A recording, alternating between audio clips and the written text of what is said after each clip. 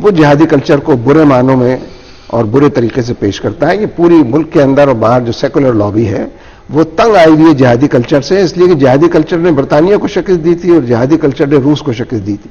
اور 9 سال گزر گئے ہیں، اگر امریکی اور نیٹو کی فوجیں افغانستان میں ناکام ہیں تو جہادی کلچر کی وجہ سے. اور ہماری پوری تاریخ میں اگر ہم 65 کی جنگ کو یاد کرتے ہیں تو جہادی کلچر کی وجہ سے کرتے ہیں. تو جہادی کلچر ہمارا ایمان ہے، اس کو فروغ دینا، اس کو زندہ رکھنا. آج جو کشمیر کا مسئلہ سر فہرست آ گیا ہے، یہ تو بیک برنر پر چلا گیا تھا، ذہنوں سے محو ہو گیا تھا، جہادی کلچر کی وجہ سے سامنے آیا. انڈیجنس تحریک ہے کشمیریوں کی، پوری دنیا کے اندر لوگ پریشان ہیں تو لبنان کی حزب اللہ سے پریشان ہیں، فلسطین کی حماس سے پریشان ہیں، کشمیر کی حزب المجاہدین سے پریشان ہیں اور افغانستان کے طالبان سے. جہادی کلچر تو ہماری کہ وہ جو آپ بڑے مقاصد کے لیے لڑتے ہیں، اپنی وطن کی آزادی کے لیے لڑتے ہیں، سمجھ میں آتا ہے، لیکن جو ہم پاکستان کے حوالے سے اگر اس کی بات کریں تو جو یہاں دہشت گردی ہوتی ہے، معصوم بے گناہ لوگ ہلاک ہوتے ہیں، اس کو ہم کس طرح جہاد سے جسٹیفائی کر سکتے ہیں؟ عرض کرتا ہوں، اس کو تو جہاد کہنا بھی مناسب نہیں ہے. 9/11 سے پہلے یہاں کوئی دہشت گردی نہیں تھی. 9/11 سے پہلے یہاں کوئی سو کالڈ ایکسٹریمزم نہیں تھا. امریکہ جب تک یہاں نہیں آیا ہے اور اس نے طالبان کی حکومت کو ختم نہیں کیا ہے، یہ جو انسرجنسی کا لفظ استعمال ہوتا ہے، سر یہ جو فرقہ وارانہ قتل و غارت گری باری باری ہم آتے ہیں نا ایک ایک چیز پر.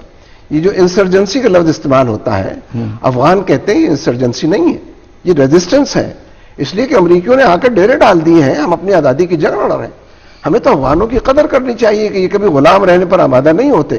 امریکیوں سے لڑ رہے ہیں، روس سے لڑے تھے، برطانیہ سے لڑے تھے اور امریکہ کو بھی تقریباً شکست دے چکے ہیں، چاہے اس کا جو انعام دیا جائے. تو اس لیے ہم یہ سمجھتے ہیں کہ جتنا ایکسٹریمزم اور ٹیررزم نے جنم لیا ہے یہ امریکہ اور نیٹو کی پریزنس کی وجہ سے. یہ جو رد عمل کی سیاست ہے، ری ایکشن کی سیاست، وہ ہمیں نقصان زیادہ نہیں پہنچا رہی. امریکہ کو کیا نقصان ہو رہا ہے؟ مطلب جب ہم ایک بچوں کی سکول وین پہ ہم بومنگ کرتے ہیں، ہم اپنے ہی لوگوں کو قتل کرتے ہیں، مساجد میں بمباری کرتے ہیں، بم پھاڑتے ہیں، تو کون سی رد عمل کی جو اصل سیاست ہے وہ تو نیٹو اور امریکہ کے خلاف، اور اس کے نتیجے میں امریکی وہ نہیں کر سکے جو افغانستان میں کرنا چاہتے تھے.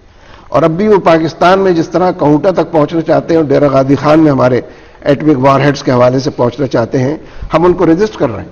یہ گو امریکہ گو کہ ہماری جو تحریک ہے یہ امریکیوں کے خلاف ہے، ان کے انٹرونشن کے خلاف ہے، اور ہم سمجھتے ہیں سارا ایکسٹریمزم انہی کے رویوں پالیسیوں کی وجہ سے ہے. ایکسٹریمزم کو آپ کس طرح سے اس خطے میں کاؤنٹر کر سکتے ہیں؟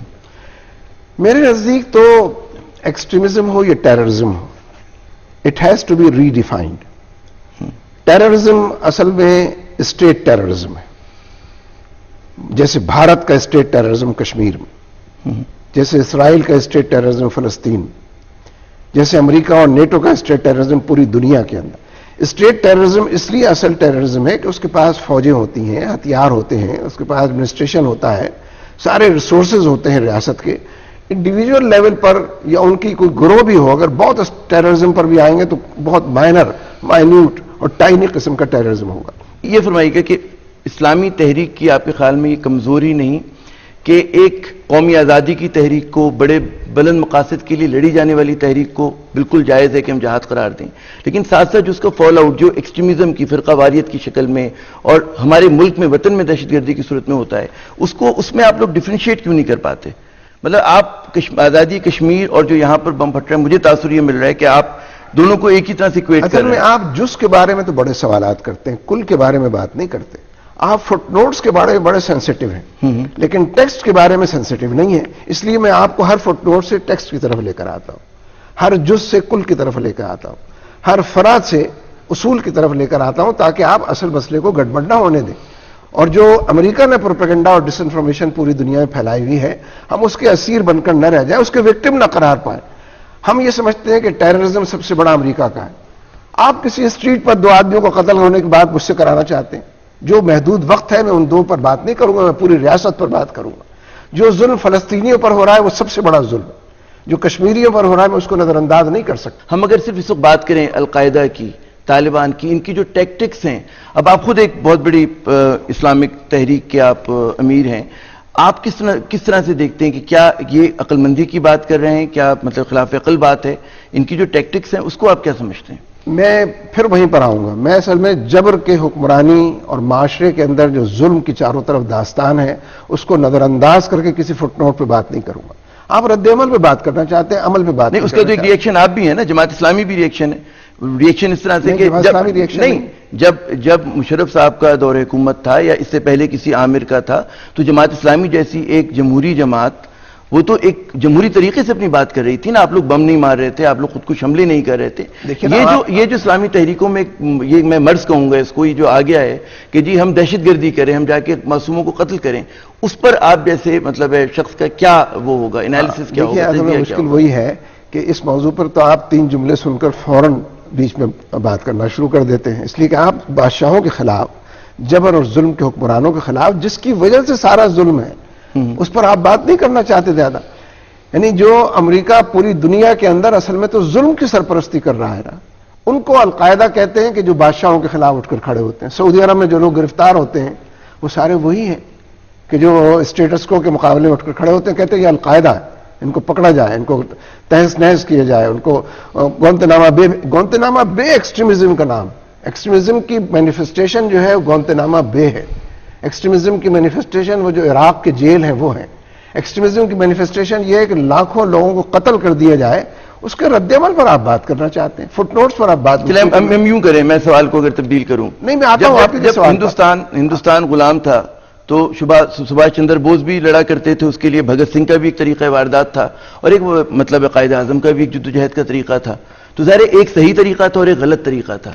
آپ کیا سمجھتے ہیں کہ جو ان کا طریقہ ہے, القاعدہ کا طریقہ ہے, وہ درست طریقہ ہے؟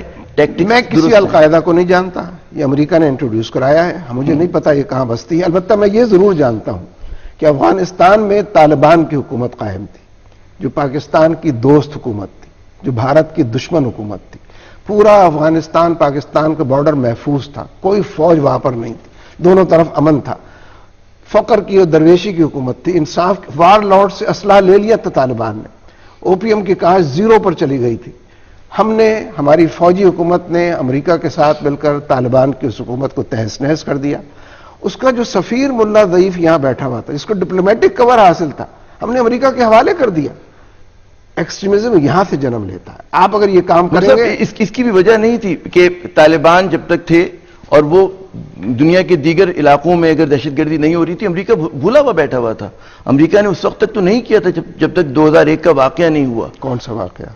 اس میں تو کوئی طالبان کا نام ہی نہیں ہے, اس میں تو کوئی افغان نہیں ہے. اس میں افغان نہیں ہے, لیکن وہ لوگ ذرا بتائیں نا, آپ جب اس واقعے کے ایڈوکیٹ تو وہاں پہ پرووائڈ کر رہے تھے, ایک واقعے کے ایڈوکیٹ ہیں, اس واقعے پر تو کوئی انٹیلیجنس کا آدمی برطرف نہیں ہوا, اس کی تو امریکہ نے تحقیقات نہیں کرائی, اس کی تو کوئی رپورٹ منظر پر نہیں آئی. اس کے بارے میں جو کتابیں اور سٹوریز آج کل چھپ رہی ہیں, سب کو پتا ہے کہ یہودیوں نے کرایا تھا. اس میں تو افغان کوئی تھا ہی نہیں, اس میں تو کوئی پاکستانی بھی نہیں تھا. پھر کس بات کی سزا دی جا رہی ہے؟ تحقیقات بالکل یہ کہتی ہے نا کہ اسامہ بن لادن صاحب جو تھے وہ افغانستان کو اور القاعدہ کے لوگ جو تھے استعمال کر رہے تھے دنیا میں دیگر. دیکھیے, اس سے بڑی اس موضوع پر بات شروع ہوتی تو سمجھ میں نہیں آتا, آدمی روئے کہ ہنسے. اس لیے کہ اسامہ بن لادن تو اتنی ہائی ٹیک رکھتا ہے کہ افغانستان سے بیٹھ کر امریکہ کو تہس نہس کر سکتا ہے, اور امریکہ اپنی ساری ہائی ٹیکنالوجی کے باوجود اس کو یہاں آنا پڑتا ہے افغانستان کو تہس نہس کرنے. عقل قبول کرتی ہے اس بات. لیکن میں پھر بھی اس بات کو دہراتا ہوں کہ طالبان کی جو حکومت افغانستان کی تھی, اس کا کیا قصور تھا؟ امریکہ کون ہوتا ہے ڈکٹیٹ کرنے والا؟ اور پاکستان کی فوجی حکومت کون تھی کہ اس نے امریکہ کا ساتھ دیا, لاجسٹک سپورٹ فراہم کی, سینسیٹیو ایئرپورٹ فراہم کی. آج بھی پاکستانیوں کے قتل عام کے لیے ہم نے ایئرپورٹ دیے ہوئے ہیں کہ جو ڈرون طیارے وہاں سے چلتے ہیں. یونائٹڈ نیشنز اور انٹرنیشنل کمیونٹی یہ مطالبہ کرے کہ پاکستان کی سرزمین, افغانستان کی سرزمین کسی دوسری ریاست کے خلاف دہشت گردی کے لیے استعمال نہیں ہوگی, آپ کے خیال میں ناجائز ڈیمانڈ ہے یہ؟ یونائٹڈ نیشنز کے اہلکاروں نے کہا تھا کہ عراق کے پاس ویپنز آف ماس ڈسٹرکشن نہیں ہے. مانا کسی نے اس کو؟ سارے جتنے اہلکار تھے وہ بار بار وہاں گئے ہیں, پورا چھپا چھان مارا ہے, اور انہوں نے یہ رپورٹ دی ہے کہ عراق کے اندر ویپنز آف ماس ڈسٹرکشن نہیں. کیوں امریکہ نے چڑھائی کی؟ کسی نے کہا اس کے بارے میں کوئی؟ امریکہ سب سے بڑا ٹیررسٹ ہے دنیا کا, سب سے بڑا ایکسٹریمسٹ ہے. ایکسٹریمسٹ جو کچھ اسرائیل فلسطین کے ساتھ کرتا ہے, ایکسٹریمسٹ فلسطینی ہے یا ایکسٹریمسٹ؟ اچھا, مان لیتے ہیں آپ نے فرمایا کہ امریکہ سب سے بڑا دہشت گرد ہے, ظلم کرتا ہے, لیکن اس سے جس طرح سے یہ فورسز کاؤنٹر کریں, کیا وہ درست طریقہ ہے؟ اس سے مسلمانوں کا بھلا ہو رہا ہے, اس سے ہمارا فائدہ ہو رہا ہے؟ دیکھیے, ہمارا فائدہ اس سے ہو رہا ہے کہ اس نے ہماری پاکستانی فوج کو ہمارے لوگوں کے خلاف لگایا ہوا ہے. 38 لاکھ لوگ ہجرت. تو سوال کے جواب میں مجھے ایک اور سوال مل رہا ہے, مجھے اپنا سوال کا جواب چاہیے. میں آپ ہی کا سوال کا جواب دے رہا ہوں, آپ اصل میں گھبراتے ہیں ادھر ادھر کی باتوں سے. یعنی جو 38 لاکھ لوگ نقل مکانی پر مجبور ہوئے, امریکہ اور پاکستانی فوج کی ایما پر، اوپر سے امریکہ ڈرون طیاروں سے حملے کرتا ہے، نیچے پاکستانی فوج کے ذریعے حملے کراتا ہے۔ ایکسٹریمزم تو یہ ہے سارا۔ مجھے لگ رہا ہے کہ ہم لوگ سیلف ڈینائل میں ہیں، ہم اپنی ہر مشکل کا ذمہ دار امریکہ کو قرار دیتے ہیں، ہمیشہ ہمیں کوئی بیرونی سازش کا ہاتھ نظر آتا ہے۔ یہ ممکن نہیں کہ جو ہمارے اپنے اندر خامیاں ہیں، کمزوریاں ہیں، ہم اس کے اوپر کیوں نہیں بات کرنے کے لیے تیار ہیں؟ مثلا آئی ایم ایف کی طرف ہم گئے ہیں تو گئے تو ہم ہیں، لیکن آئی ایم ایف تو ہم نہیں ہیں۔ یا ہم این آر او کے ذریعے اقتدار میں آئے ہیں تو اقتدار میں تو ہم ہی آئے ہیں، لیکن این آر او تو ہمارا نہیں ہے۔ این آر او کے ذریعے فائدہ تو ایم کیو ایم کو ملتا ہے، پیپلز پارٹی کو ملتا ہے، تو اس کے یہ جو روز امریکی اہلکار یہاں آئے بیٹھے رہتے ہیں، یہ ہم ہیں کیا؟ یہ امریکہ ہے بھائی۔ ہال بروک صاحب نے یہاں اسٹیٹمنٹ دیا آ کر کہ دونوں بڑی پارٹیاں 17ویں ترمیم کے بارے میں متفق ہو گئی ہیں کہ 18ویں۔ ہال بروک یہ کون صاحب ہے؟ یہ اسپوکس مین ہے مسلم لیگ نون کے اور پیپلز پارٹی کے۔ دونوں پارٹیاں نہیں بولی، ہم ان دونوں کی مذمت کرتے ہیں اور ہال بروک کی مذمت کرتے ہیں کہ آپ اپنی نوز کو کیوں پوک کرتے ہیں ہمارے معاملات۔ جب تک امریکی دخل در معقولات کرتے رہیں گے تمام معاملہ، دیکھیے آئی ایم ایف کس چیز کا نام ہے؟ آپ ایک نظریاتی رہنما ہیں، آپ کیا پیس آف ایڈوائز دیں گے یہ جو بچے نوجوان جو اس طرح سے مطلب بومنگ کرتے ہیں، سوسائڈ مشنز کرتے ہیں، ان کو آپ کیا نصیحت کریں گے؟ کیا ان کا طریقہ واردات درست ہے؟ میں نصیحت اپنے حکمرانوں کو کروں گا، پہلے جو ظالم اپنے ظالم بنے ہوئے ہیں، جنہوں نے لوگوں کے حقوق سلب کیے ہوئے ہیں، غصب کیے ہوئے ہیں، جو وعدہ کر آئے تھے کہ 17ویں ترمیم ختم کریں گے، جو کہہ کر آئے تھے کہ روٹی کپڑا مکان دیں گے، میں اتنے بڑے ظالموں کو نظر انداز کر کے اس کو نصیحت اس کو نصیحت نہیں کروں گا۔ مجھے پتا ہے کس کو نصیحت کرنی چاہیے۔ یہ جو چور اور لٹیرے بیٹھے ہیں ان سے میں کہتا ہوں نہیں، آپ حکمرانوں کو تو نصیحت کر رہے ہیں، روز آپ کا بیان چھپتا ہے، مجھے کہنا پڑتا ہے، آپ تو سوال ہی نہیں کرتے۔ لیکن ہمیں جو زیادہ پریشانی ہے وہ یہ ہے کہ جی یہ جو اسکول وین پہ حملہ ہو جاتا ہے، مسجد میں بم پھٹ جاتا ہے، آپ یہ ناکامی ہے، نااہلی ہے حکومت کی۔ مجھے زیادہ پریشانی حکومت کی نااہلی کے حوالے سے، مجھے زیادہ پریشانی حکومت کے امریکی ان کے لیے آپ کے پاس کوئی ایڈوائز کے نصیحت کے دو لفظ نہیں کہ یہ جو بچے یہ جو سمجھتے ہیں کہ ہم اسلام کی خدمت کریں اور در حقیقت آپ کو کہنا ہے نا اسلام کو نقصان پہنچا رہے، کون کر رہے ہیں؟ جس کے خاندان کے 6 آدمی قتل کر دیے گئے ہوں، 7واں آدمی جو زندہ رہ گیا، میں اس کو نصیحت نہیں کر سکتا جب تک کہ اس کو انصاف نہ دلاؤں۔ آپ کے خیال میں وہ درست کر رہے ہیں اپنے ہی بھائیوں کو قتل کرنا؟ نہیں، میں کہتا ہوں جس کے خاندان کے 6 آدمی ملٹری نے قتل کر دی ہوں، زرداری نے اور پرویز مشرف نے اٹھا کر امریکہ بھیج دی ہوں، ڈالر وصول کر لی ہوں۔ یہ جو عافیہ صدیقی ہے یہ کون ہے؟ یہ کوئی غیر ہے؟ یہ عورت نہیں ہے؟ عورتوں کے حقوق نہیں ہوتے کیا؟ یہ جو اس کے ساتھ جبر ہو رہا ہے اس پر تو آپ سوال ہی نہیں کرتے کبھی۔ یہ تو امریکی ایجنڈا ہے نا، اس پر سوال نہ کرنا۔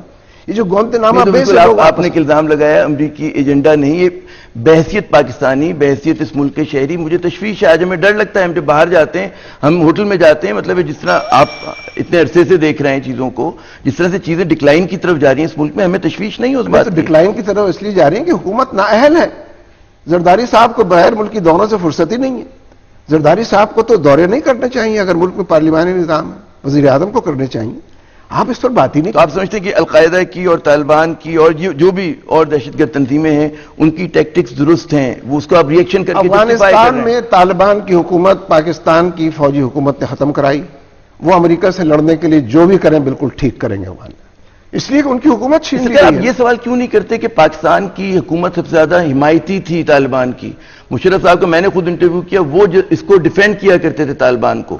طالبان خود اگر سوسائڈل راہ پہ چل پڑے ہوں اور وہ اسامہ بن لادن کا ہاتھ چھوڑنے پہ تیار نہ ہوں تو اور کیا کیا جائے گا؟ مطلب کیا ہم اپنے ملک کو برباد کرا لیں ان کی محبت میں طالبان کی؟ کیس ہے جو آپ بہت اچھا پیش کر رہے ہیں، ظالم میں پاکستان کا، میں بھی بات کر رہا ہوں نا، آپ بھی بات کر رہے ہیں، آپ ظالموں کا کیس پیش کر رہے ہیں، دنیا کے سب سے بڑے دہشت گرد کو آپ ایڈوکیٹ کر رہے ہیں، جس نے افغانستان میں لاکھوں ٹن بارود کی برسات کی ہے، آپ اس کی حمایت میں بات کر رہے ہیں۔ سرکار میں نے تو امریکہ کی حمایت میں کوئی بات نہیں کی، میں تو ساری یہ کہہ رہا ہوں امریکہ کی حمایت جو میں سینکڑوں ہمارے پاکستانی قتل ہو جاتے ہیں، میں تو ان کی بات کر رہا ہوں۔ جس ملک کے اوپر لاکھوں ٹن بارود، ہمارے فوجی مارے جاتے ہیں، ہمارے بھائی ہیں وہ، ہم ان کی بات کر رہے ہیں۔ ہمارے بھائی کیوں فوجی ایکشن کرتے ہیں؟ دیکھا نہیں ہے انہوں نے مشرقی پاکستان میں؟ آپ کی اور ہماری حفاظت کے لیے کرتے ہیں، ایسا نہیں ہے کیا؟ 38 لاکھ لوگ بے گھر ہو گئے، یہ حفاظت ہے ہماری؟